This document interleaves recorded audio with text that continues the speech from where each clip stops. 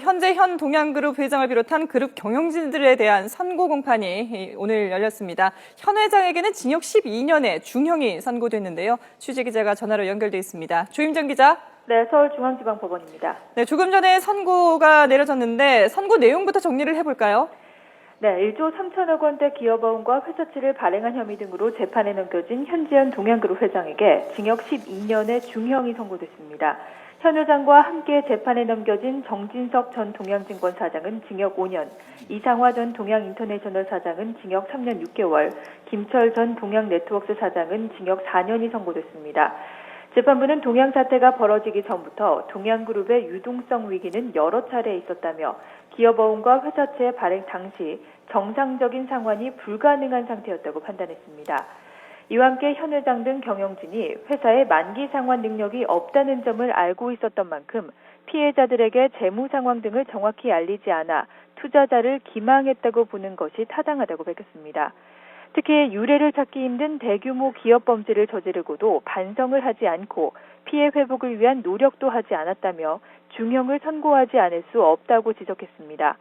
앞서 검찰은 지난 8월에 있었던 결심 공판에서 그룹 최고 의사결정권자인 현 회장이 회사 부도 과정에서 투자자들의 손해를 피할 수 있었는데도 오히려 손해를 떠넘겼다며 현 회장에게 징역 15년을 구형했습니다. 네, 그럼 현 회장 등이 받고 있는 혐의는 구체적으로 어떤 건가요? 네, 먼저 1조 3천억 원대의 사기성 기업어음과 회사채를 발행한 혐의입니다. 사기 혐의인데요. 이른바 이 동양 사태로 투자자 4만여 명이 손해를 입었습니다. 이와 함께 횡령과 배임, 분식회계 등 각종 비리를 저지른 혐의도 함께 받고 있습니다. 또 동양시멘트 주가를 조작해 수백억 원대의 이득을 취한 혐의도 적용되는데요. 다만 분식회계 혐의와 일부 배임 혐의 등에 대해서는 재판부가 죄를 인정하지 않았습니다. 현 회장은 재판 과정에서 이른바 동양 사태는 고의가 아니었다며 실책이었다고 주장했지만 받아들여지지 않았습니다. 네, 이 동양 사태 당시 피해자가 4만여 명에 달했는데요. 피해자들의 반응은 어떻습니까? 네, 오늘 동양 사태 피해자 일부가 선고 공판을 방청하면서 이 선고 결과를 지켜보기도 했는데요.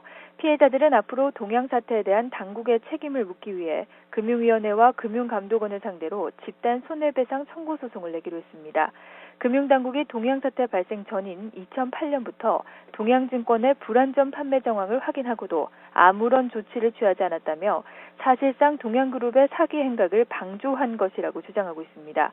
현재까지 참여 의사를 밝힌 피해자는 1,000명 정도인데요. 우선 한 사람의 100만 원으로 청구 금액을 정하고 향후 재판 진행 상황에 따라 청구액을 늘리기로 했습니다. 동양채권자협의회는 오는 24일까지 소송 참여자를 모집한 뒤 1차 소송을 낼 계획입니다. 지금까지 서울중앙지방법원에서 YTN 조임정입니다.